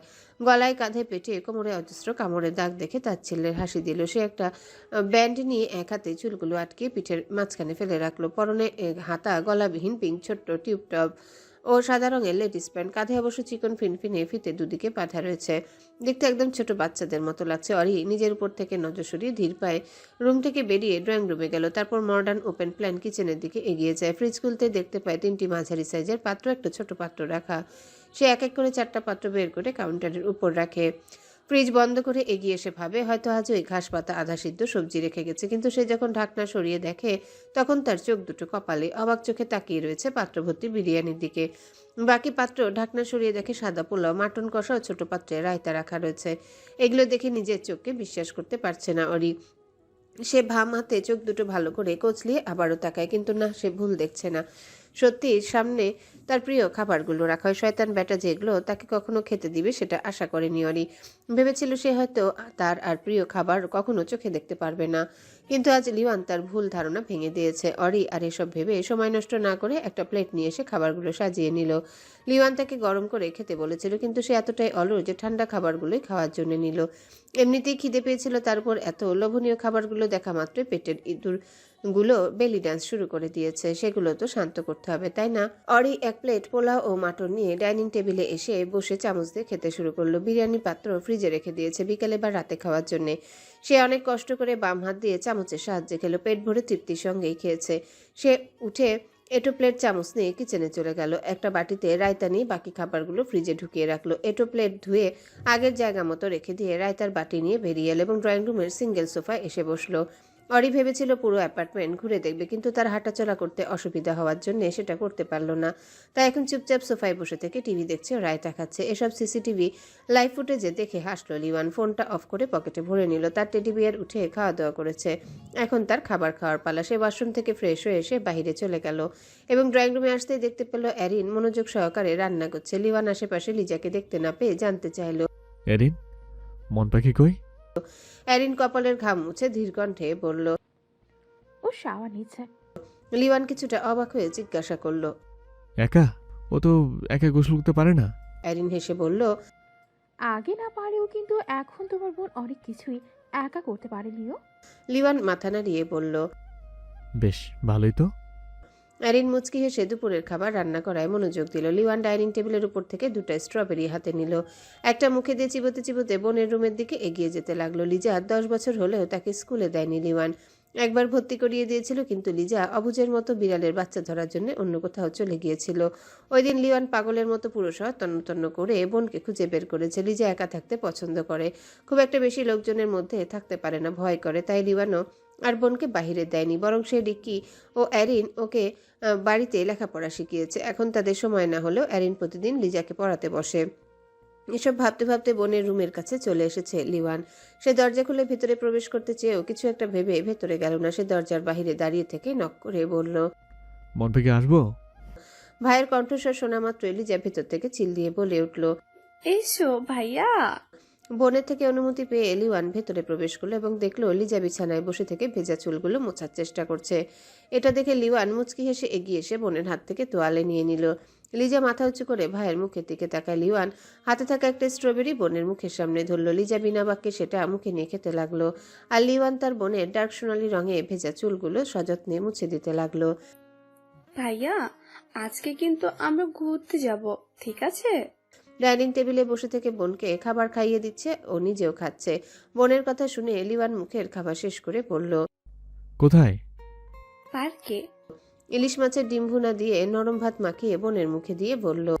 ওকে আমার ছোট্ট পাখি। ভাইয়ের কথা শুনে লিজা হেসে 2 হাতে গলা জড়িয়ে ধরল। লিওয়ান মুচকি এসে বোনকে খাবার খাইয়ে দিতে লাগলো। সে খেয়াল করলো অ্যারিন তার দিকে তাকিয়ে রয়েছে। সেটা দেখে লিওয়ান চোখ রাঙিয়ে তাকাতে অ্যারিন চট করে মাথা নিচু করে খাবার খেতে লাগলো। সে এভাবে ধরা পড়ে যাবে বুঝতে পারেনি। দুপুর গড়িয়ে বিকেল হয়ে এসেছে। লিওয়ান বোনকে অ্যারিনকে নিয়ে পার্শ্ববর্তী ছোট নেবারহুড পার্কে এসেছে। সঙ্গে কালো পোশাক পরিহিত বডিগার্ডগুলোও রয়েছে। সে বোনকে নিয়ে কোনো রকম রিস্ক নিতে চায় না, তাই সে কালো রঙের হুডিও মাস্ক পরে রয়েছে, যাতে কোনো শত্রু সহজে তাকে চিনতে না পারে। পার্কে বোনের হাত ধরে হাঁটছে লিওয়ান, তার পাশে অ্যারিনও রয়েছে। লিজা আইসক্রিম খাচ্ছে আর লাফিয়ে লাফিয়ে হেঁটে চলেছে ভাইয়ের সঙ্গে। আশেপাশে অনেক লোকজন রয়েছে, ছোট ছোট বাচ্চাদের নিয়ে পরিবার ঘুরতে এসেছে। তাদের মাঝে অনেক কাপলরাও রয়েছে, যারা একান্তই প্রিয় মানুষটার সঙ্গে সময় কাটাচ্ছে। এসব দেখে লিওয়ানের অরির কথা মনে পড়ল। সেও যদি তার টেডি বিরকে নিয়ে এভাবে সময় কাটাতে পারত, কিন্তু আফসোস এটা চাইলেও সে করতে পারবে না। ভাইয়া, ক্যান্ডি ফ্লাশ। লিজা ভাইয়ের হাত ঝাঁকিয়ে নিজের হাত দিয়ে কিছু একটা দূরে একটা দোকানের দিকে ইশারা করে বলে। লিওয়ান হাঁটা থামিয়ে এক পলক ওদিকে তাকে বোনের উদ্দেশ্যে বলে। খাবি? লিজা মাথা উপর নিচ করে বোঝায় সে খাবে ওটা। লিওয়ান অ্যারিনের দিকে তাকিয়ে বলল। মন পাখিরি নিয়ে থাক, আমি নিয়ে আসছি। এখান থেকে এক পা কোথাও নড়াবি না। আর যদি নড়া আসলে তোর পা ভেঙে তোর হাতে ধরিয়ে দেব, মাইন্ড ইট। বলেই সে হনহন করে ওখান থেকে সামনের দিকে এগিয়ে গেল। আর অ্যারিন বেচারি মুখ গোমরা করে লিজার হাত ধরে চুপচাপ দাঁড়িয়ে থাকলো। অ্যারিনকে মন খারাপ করে থাকতে দেখে লিজা হাত নাড়িয়ে বলল। কি হয়েছে আপু? আমার মতো মুখ ফুলিয়ে রাখছো কেন? অ্যারিন পাশে থাকা একটা বেঞ্চের উপর লিজাকে নিয়ে গিয়ে বসলো। অতঃপর বলল। কি আর করবো বলো, তোমার ভাই শুধু শুধু আমায় ধমক দেয়। আমাকেও তো দেয়। তুমিও তো তখন মুখ ফুরিয়ে বসে থাকো। তারপর ভাইয়া এসে আদর করে অভিমান ভাঙিয়ে দেয়। অ্যারিন হতাশ কণ্ঠে বলল। কিন্তু আমার অভিমান ভাঙায় না। ঠিক আছে, আমি ভাইয়াকে বলবো আমার মতো তোমাকেও যেন আদর করে অভিমান ভাঙিয়ে দেয়। লিজার কথা শুনে অ্যারিন এক গাল এসে গালে চুমু দিল। আদর পেয়ে লিজাও হাসলো। ততক্ষণে লিওয়ান অনেকগুলো হাওয়াই মিঠাই নিয়ে এসেছে। এতগুলো হাওয়াই মিঠাই দেখে অ্যারিনের মাথা ঘুরে উঠলো। সে চট করে দোকানের দিকে তাকালো এবং খেয়াল করলো লিওয়ান দোকানের অর্ধেকই হাওয়াই মিঠাই নিয়ে চলে এসেছে। লিওয়ান হাতে 4টা রেখে বাকিগুলো গার্ডদের হাতে দিয়ে গাড়িতে রেখে আসতে বলল। বসের কথা মতো দুজন গার্ড সেগুলো নিয়ে চলে গেল।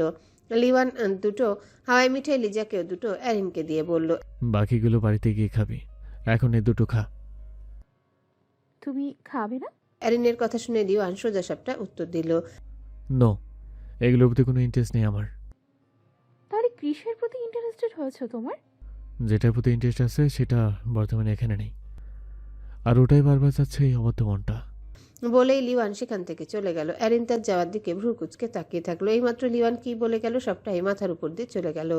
লিওয়ান তাদের থেকে কিছুটা দূরে একটা গাছের আড়ালে এসে মুখের মাস্ক টেনে খুলে ফেললো। হুডির পকেট থেকে সিগারেটের প্যাকেট বের করে একটা সিগারেট ধরিয়ে কেটে যাওয়া ঠোঁটের কোণে চেপে ধরলো। লম্বা কয়েকটা টান মেরে নাক মুখ দিয়ে কলকল করে ধোঁয়া ছেড়ে ফোনটা বের করলো। সিসিটিভি লাইভ ফুটেজ অন করতে দেখলো অরিগোল কাউচের উপর শুয়ে থেকে চকলেট খাচ্ছে। এটা দেখে লিওয়ান হিসিয়ে বলল, জাস্ট আজকের দিনটা আরাম করে নে, তারপর হারামের মেয়ের আরাম কিভাবে হারাম করতে হয় সেটা জানা আছে এই লিওন চৌধুরীর। বলেই বাঁকা হেসে ফোনটা পকেটে ভরে জলদি সিগারেট শেষ করে নিল। মাটিতে ফেলে পা দিয়ে জ্বলন্ত সিগারেট নিভিয়ে দিল। পকেট থেকে চুইংগাম বের করে সেটা মুখে দিয়ে মাস্ক পরে নিল। কিছুক্ষণ দাঁড়িয়ে থেকে ওখান থেকে চলে গেল বোনের কাছে। বোনদের ঘুরিয়ে ফিরিয়ে রেস্তোরাঁয় ডিনার করে অ্যাপার্টমেন্টে ফিরে এলো তিনজন। রাত হয়ে এসেছে অনেক। লিজা তো গাড়িতেই ঘুমিয়ে গিয়েছিল। ঘুমন্ত বোনকে কোলে করে নিয়ে এসে রুমে শুইয়ে দিল। পায়ের জুতা জোড়া খুলে দিয়ে অ্যারিনকে বলে গেল লিজার ড্রেস চেঞ্জ করে দেয় যেন। অ্যারিন লিজার ড্রেস চেঞ্জ করে দিয়ে সেও নিজের রুমে চলে গেল। আরি ভেবেছিল লিওয়ান হয়তো রাতে ফিরে আসবে, কিন্তু এত রাত হয়ে যাওয়ার পরেও যখন দেখলো লিওয়ান এলো না, তখন সে স্বস্তির নিঃশ্বাস ছাড়ে। যাক, আজকের রাতটা তো শান্তিতে ঘুমাতে পারবে। সে রাতের দিকেই পুরো অ্যাপার্টমেন্টে ঘুরে ঘুরে একটা টেলিফোনও খুঁজে পেল না। তার বোঝার আর বাকি নেই যে লিও মেনশনের মতো এখানেও ফোন রাখেনি। সে হাল ছেড়ে দিয়ে হতাশ হয়ে রুমে গিয়ে টেবিলের উপর লিওয়ানের ল্যাপটপ দেখে চোখ দুটো চিকচিক করে ওঠে। সে এক প্রকার দৌড়ে এসে ল্যাপটপ অন করার চেষ্টা করে, কিন্তু প্রতিবারই পাসওয়ার্ড ভুল হচ্ছে। অনেকবার চেষ্টা করেও যখন পারল না, তখন হাল ছেড়ে খাবার খেয়ে শুয়ে পড়েছে। কিছুক্ষণের মধ্যেই চোখের পাতায় রাজ্যের ঘুম এসে হানা দিল। এদিকে লিওয়ান বিছানায় গড়াগড়ি খেয়ে ঘুমাতে পারছে না। সে রেগে মেগে কমফোর্টটা ছুঁড়ে ফেলে দিয়ে উঠে এসে 8 বক্স থেকে ঘুমের দুটো ওষুধ খেয়ে নিল। তারপর বিছানায় এসে আবারও বালিশের উপর মাথা দিয়ে উপুর হয়ে শুয়ে পড়ল। ডিম লাইটের ঝাপসা আলোয় তার উন্মুক্ত ফর্সা পিঠের ক্ষতস্থানগুলো জ্বলজ্বল করতে লাগলো। অনেক সময় অতিবাহিত হয়ে যাওয়ার পরেও লিওয়ানের চোখের পাতায় আজ ঘুমের দেখা মিলল না। সে দুহাতে বালিশ খামচে ধরে দাঁতে দাঁত চেপে চোখ বন্ধ রেখে ঘুমানোর চেষ্টা করছে, কিন্তু বেহায়া ঘুম যেন ইচ্ছে করেই ধরা দিতে চাইছে না। লিওয়ানের সব ধৈর্যের বাঁধ ভেঙে গেল। সে চট করে উঠে ফোনে টাইম দেখে নিল 2:10। সে আর এক মুহূর্তের জন্য সময় নষ্ট না করে শরীরে শার্ট জড়িয়ে নিজের প্রয়োজনীয় জিনিসপত্র নিয়ে বেরিয়ে গেল অ্যাপার্টমেন্ট থেকে, এবং নিচে এসে গাড়িতে উঠে হাই স্পিডে ড্রাইভিং করে মুহূর্তের মাঝে বিল্ডিংয়ের চোখের আড়াল হয়ে গেল। লিওয়ান এক হাতে ড্রাইভিং করছে এবং অন্য হাতে ফোনে টাইপিং করছে। একটা মেসেজ এরিনের হোয়াটসঅ্যাপে সেন্ড করে ফোনটা পাশের সিটে ফেলে দিল। অতঃপর বিড়বিড় করে বলে উঠল, আমি আসছি মাই ফাকিং টেডি বিয়ার, আমি আসছি, জাস্ট অনেকটু অপেক্ষা করো। ঘুমন্ত অবস্থায় ওই শরীরের উপর ভারী কিছু অনুভব করতেই ঘুম হালকা হয়ে এলো অরির। নড়াচড়া করতে গিয়ে টের পেল কেউ একজন তাকে আষ্টে পিষ্টে জড়িয়ে ধরে রেখেছে। উন্মুক্ত মেধিন পেটের উপর ঘন ঘন গরম নিঃশ্বাস আছড়ে পড়ছে, যার ফলে ছোট্ট দেহটা থেকে থেকে কেঁপে উঠছে। অরির ব্রেন জেগে গেলেও চোখে ঘুমের রেশ পুরোপুরিভাবে কেটে যায়নি। বেশ কিছুক্ষণ পর তার হঠাৎই মনে পড়ে যায় আজ তো লিওয়ান এখানে নেই, তাহলে তো কে তার উপর শুয়ে আছে? অরি মনের প্রশ্নের কোনো জবাব পেল না। সে চট করে চোখ মেলে তাকিয়ে চিৎকার দিয়ে উঠল। ঠিক তখনই খুব পরিচিত একটা গম্ভীর কণ্ঠস্বর ভেসে এলো, ডোন্ট প্যানিক মাই হার্ট, তোমাকে ছোঁয়ার একমাত্র অধিকার যদি কারো থেকে থাকে তাহলে সেটা তোর হাজব্যান্ডের, সো ভয় পাস না। স্বামী নামক আসামির কণ্ঠস্বর শুনে অরি চমকে উঠল। সে অবাক কণ্ঠে জিজ্ঞাসা করল, আপনি আপনি এখানে কি করছেন? কখন এলেন? লিওয়ান অরির নরম তুলতুলে পেটে মুখ ডুবিয়ে দিয়ে ফিসফিস করে বলল, হ্যাঁ আমি তোর একমাত্র স্বামী, তোকে ছাড়া থাকতে পারছিলাম না, তাই চলে এসেছি। অরি বিস্ময়ে ধীরে ধীরে উঠে বসলো। ডিম লাইটের ঝাপসা আলোয় বড় দেয়াল ঘড়ির দিকে তাকিয়ে দেখে রাত 2:30। সে এটা দেখে অবাক না হয়ে পারল না। এত রাতে চলে এসেছে, এটা ভাবতে আরেক দফা অবাক হয়। সে ঘড়ির থেকে দৃষ্টি সরিয়ে সামনে নিয়ে এলে লিওয়ানকে এত কাছে দেখে ভড়কে গিয়ে পিছনে হেলে পড়ল। এতে লিওয়ান হেসে কাছে এগিয়ে এসে কোনো কথা ছাড়াই গোলাপি ঠোঁট জোড়া আঁকড়ে ধরল। এক হাতে অরির ঘাড় ও অন্য হাতে কোমর চেপে ধরে টেনে নিজের কাছে নিয়ে এসে গাঢ় করে চুম্বন এঁকে দিতে লাগলো। অরির চোখ দুটো বড় বড় হয়ে গেল। সে বাম হাত দিয়ে লিওয়ানের বুকে ধাক্কা দিয়ে নিজের থেকে সরিয়ে দেওয়ার চেষ্টা করলো, কিন্তু লিওয়ানের শক্তির কাছে সে হেরে গিয়ে একসময় চুপ করে রইল। প্রায় 10 মিনিট পর ঠোঁট জোড়া ছেড়ে অরিকে নিঃশ্বাস নেওয়ার জন্য একটু বিরতি দিয়ে আবারও ওষ্ঠোদ্বয় নিজের দখলে নিয়ে নিল লিওয়ান। অরির শান্ত চেহারায় ফুটে উঠল একরাশ ঘৃণার ছাপ। সেই সঙ্গে চোখে সাদা অংশে লালচে আভা ধারণ করে এবং এক ফোঁটা নোনা অশ্রু জল গড়িয়ে পড়ল। লিওয়ান এবার 15 মিনিট পর অরিকে ছেড়ে দিল। দুজনার বুক অস্বাভাবিক গতিতে ওঠানামা করছে। ঘন নিঃশ্বাস একে অপরের চেহারায় আছড়ে পড়তে থাকলো। লিওয়ান অরির দুগালে হাত রেখে কপালে ঠোঁট ছুঁয়ে দিয়ে ফিসফিসিয়ে বলল, I miss you, I really really miss you জান। অরি দ্রুত শ্বাস নিতে নিতে দাঁতে দাঁত চেপে বলল, but I don't miss you mister Chowdhury. লিওয়ান হাসলো, কপালে কপাল ঠেকিয়ে হাসকি স্বরে বলে, I know, sweetheart, whether you miss me or not, I don't care, but I really miss you, my fucking teddy bear. কথাটা বলে অরির ভেজা ঠোঁটের কোণে চুমু খেলো লিওয়ান। অরি আর কিছু না বলে মুখ মুছে বালিশে মাথা দিয়ে ওপাশ হয়ে শুয়ে পড়ল। তার ঘুম পাচ্ছে অনেক, কিন্তু লিওয়ান তাকে টেনে সোজা করে দিল। অরি বিরক্তিকর ভাব নিয়ে তাকায়। লিওয়ান তার উপর উঠে এসে আবারও পেটে মুখ গুজে শুয়ে পড়ল। এটা দেখে অরি হতাশ হয়ে চোখ দুটো বন্ধ করে ওভাবে শুয়ে থাকে। Teddy bear? লিওয়ানের শান্ত কণ্ঠস্বরে ডাক শুনেও না শোনার ভান করে চুপচাপ থাকলো অরি। তার থেকে কোনো সারা শব্দ না পেয়ে গভীর নাভিতে ঠোঁট চুয়ে দিয়ে আবারও ডেকে ওঠে। এই যান। অরি নিশ্চুপ। অরি আবারও চুপ। এই কলিজা শোনো। লিওয়ান এবার অরির পেটে কামড় বসিয়ে দিয়ে দাঁত কিরমির করে বলল, হারামের মেয়ে, তুই যদি একবার আমার ডাকে সাড়া না দিস তবে তোর এমন জায়গায় কামড় দিব সেটা তুই চাইলেও কাউকে দেখাতে পারবি না। লিওয়ান একটু থেমে কামড়ের স্থানে চুমু দিয়ে আবারও ডাকলো। এই মিসেস লিওন চৌধুরী। অরি এবার ছোট্ট করে জবাব দিল, হুম হাতে ব্যথা রয়েছে? হুম শরীরে? হুম রাতে খেয়েছিস? হুম ঘুম পাচ্ছে? হুম ঘুমানোর আগে আমার সাথে বাসর করবি। হুম সত্যি? হুম আস্তাগফিরুল্লাহ বউ, সিসি তুই যে এত লুচ্ছি সেটা আমার জানা ছিল না। তওবা তওবা। অরি চমকে উঠে। সে তো অন্যমনস্ক এতক্ষণ শুধু হুঁ বলছিল, কিন্তু লিওয়ান যে এভাবে কথার জালে ফাঁসিয়ে দিবে বুঝতে পারেনি। লাইফে আপনার মতো জঘন্য মানুষ আর দুটো দেখিনি। অরি শক্ত গলায় কথাগুলো শুনে লিওয়ান মুচকি হেসে বলল, দেখতে পাবিও না আর। আফটার অল এই লিওন চৌধুরী এক পিছিয়ে রয়েছে। অরি রাগে গজগজ করতে করতে চোখ দুটো বন্ধ করে নিল, কিন্তু লিওয়ানের অবাধ্য হাতের গভীর স্পর্শে শরীরটা কাঁপছে। সে বিছানার চাদর খামচে ধরে নিজেকে যথেষ্ট নিয়ন্ত্রণ রাখার চেষ্টা করে চলেছে। একসময় লিওয়ান শান্ত হয়ে যায়, এতে যেন সে হাঁপ ছেড়ে বাঁচল। লিওয়ান অরির হাতটা আলতোভাবে ধরে নিজের মাথার উপর রেখে ঘুমু ঘুমু কণ্ঠে বলল, একটু চুলে হাত বলে দে না জান।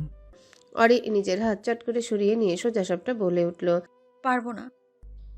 তোর ভালোর জন্য বললাম, আমাকে ঘুম পাড়িয়ে দে, নয়তো তোকে এলোমেলো করতে এক মুহূর্ত লাগবে না আমার। অরি চোখ বন্ধ করে জোরে দীর্ঘশ্বাস ছাড়ল। অতঃপর এক প্রকার বাধ্য হয়ে লিওয়ানের মাথার চুলে আলতো হাতে হাত বুলিয়ে দিতে থাকে। আর লিওয়ান চুপটি করে উবু হয়ে তার টেডি বিয়ারের পেটে মুখ গুজে শুয়ে রইল। একসময় দুজনেই গভীর ঘুমে তলিয়ে গেল। ভাইয়া কোথায়? আমার ভাইয়া কোথায় আপু? আমাকে ছেড়ে আবারও চলে গেছে, রাইট? কিন্তু কেন গেল? কেন গেল আমাকে ছেড়ে? তুমি ভাইয়াকে এনে দাও, আমার ভাইয়াকে চাই। এক নাগারে চিল্লিয়ে কথাগুলো বলে ফ্লোরে শুয়ে হাত পা ছোড়াছুড়ি করে কাঁদতে থাকলো লিজা। অ্যারিন থামানোর চেষ্টা করছে কিন্তু পারছে না, উল্টো তাকেই কামড় দিচ্ছে নয়তো লাথি মারছে। সে মুসিবতের মধ্যে পড়ে গেল। ঘুম থেকে উঠার পরই লিজা বাহিরে এসে ভাইকে খুঁজে, কিন্তু পায় না। সে পুরো অ্যাপার্টমেন্ট খুঁজেও ভাইকে দেখতে পায়নি। তখন অ্যারিন এসে জানায় একটা ছোট্ট জরুরি কাজের জন্য রাতেই চলে গিয়েছে লিওয়ান। এটা শোনার পর থেকে কেঁদে চলেছে ছোট্ট লিজা। তার মনে হচ্ছে হয়তো লিওয়ান আবারও তাকে ছেড়ে বিডিতে চলে গেছে। অ্যারিন বুঝিয়েও বুঝাতে পারেনি অবুঝ মেয়েটাকে। তার একটাই বায়না, তার ভাইকে চাই, ভাইকে এনে দাও। অ্যারিন এবার হাল ছেড়ে দিয়ে লিওয়ানকে কল দিতে শুরু করলো। প্রায় 25 বার কল দেওয়ার পর রিসিভ করলো। রাতে ঘুমের ওষুধ ও কাঙ্ক্ষিত জায়গায় এসে ঘুমানোর ফলে চোখের পাতা থেকে যেন ঘুম ছুটতে চাইছে না।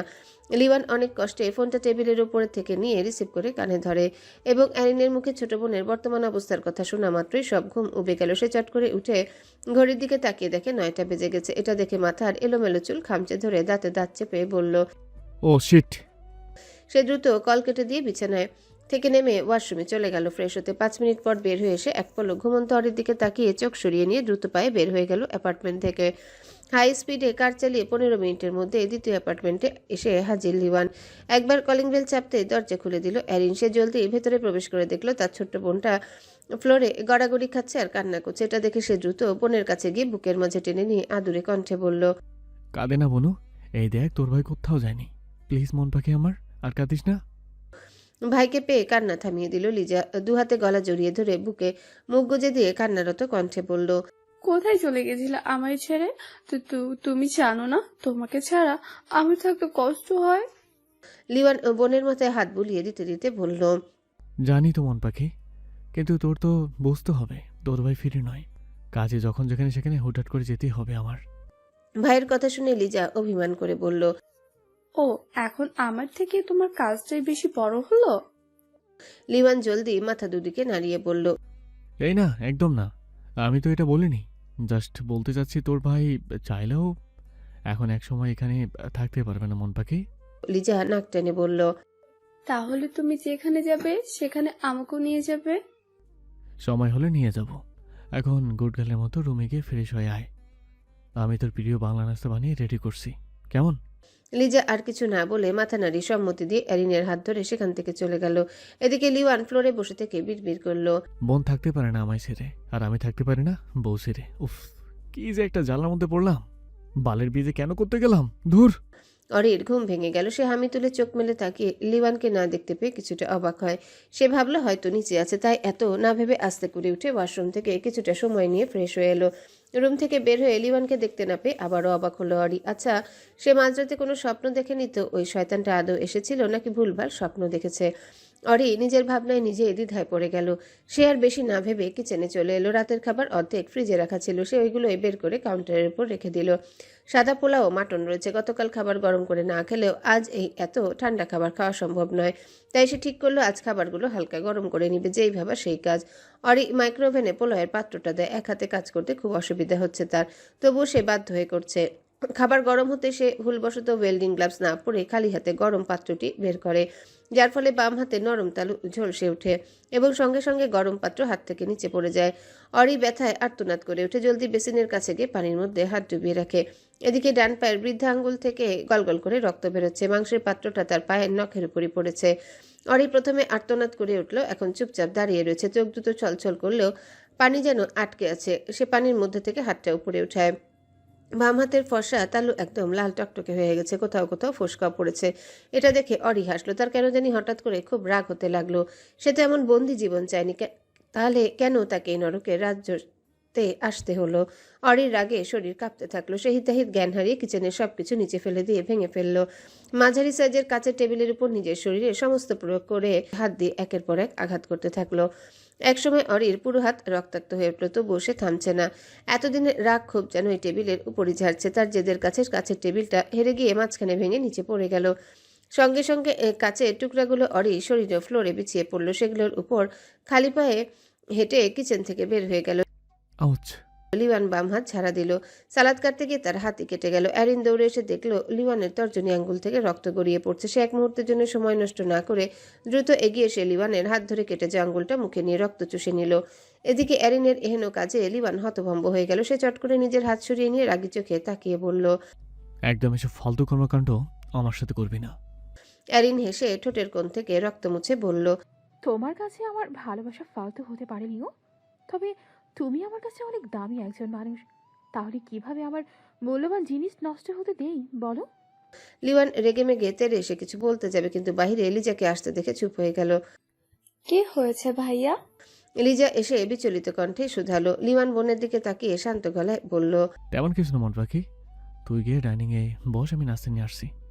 ভাইয়ের কথা শুনে লিজা এক পলক অ্যারিনের দিকে তাকিয়ে ওখান থেকে চলে যায়। সে চলে যেতে লিওয়ান দাঁতে দাঁত চেপে অ্যারিনের উদ্দেশ্যে বলল, সময় আছে, নিজেকে শুধরে নেই, নয়তো আমি ভুলে যেতে বাধ্য হব তুই কে। সকাল কিছুটা গড়িয়েছে। লিওয়ান হন্তদন্ত ছুটে এলো তার পেন্ট হাউসে। কাঠ দিয়ে দরজাটা খুলে দৌড়ে ভেতরে প্রবেশ করলো। ড্রয়িং রুমে এলেই দেখতে পেল ফ্লোরে সেন্সলেস হয়ে পড়ে আছে অরি। বাম হাত ও পা দুটো থেকে রক্ত গড়িয়ে পড়ছে। শরীরের কিছু অংশেও কাজ গেঁথে আছে। সে ছুটে এসে ফ্লোরে হাঁটু ভেঙে বসে অরির মাথাটা উরুর উপর নিয়ে ডাকতে থাকে, কিন্তু অরি সারা শব্দ করল না। লিওয়ান তাকে পাজা কোলে তুলে সোফায় শুয়ে দিল। এই বক্স নিয়ে এসে হাতের রক্ত পরিষ্কার করে দিয়ে ওষুধ লাগিয়ে দিল। দুই পায়ের তালু থেকে ভাঙা কাচের টুকরোগুলো টেনে বের করলো। এতে ব্যথায় সামান্য কেঁপে উঠল অরির শরীর। লিওয়ানের প্রচুর রাগ হচ্ছে। চোখ দুটো রক্তিম হয়ে আছে, হাতের গলা শিরা ফুটে উঠেছে। সে দাঁতে দাঁত চেপে নিজের রাগ নিয়ন্ত্রণ করে রাখলো। অরির ক্ষতস্থানগুলো ড্রেসিং করে দিয়ে ব্যান্ডেজ করে দিল। কাজ শেষ করে উঠে গিয়ে বেসিনে গিয়ে হাত ধুয়ে নিল এবং রাগে গজগজ করতে করতে কিচেনের দিকে গেল। কিচেনের ভেতরে অর্ধেক জিনিসই লণ্ঠভণ্ড হয়ে আছে। ফ্লোরে কাচের টেবিলের ভাঙা অংশগুলো ছড়িয়ে ছিটিয়ে রয়েছে। লিওয়ান এগুলো দেখে চোখ বন্ধ করে কয়েকটা নিঃশ্বাস ফেলে সবকিছু পরিষ্কার করতে শুরু করে দিল। প্রায় অনেকক্ষণ পর কিচেনের ভেতরে অংশ ঠিক করে বের হয়ে দেখলো অরি উঠে চুপচাপ বসে আছে। সে দ্রুত পায়ে এগিয়ে গিয়ে অরির দুগাল শক্ত করে চেপে ধরে হিসিয়ে বলল, নিজেকে আঘাত করা খুব শখ, তাই না আরিয়ান চৌধুরী?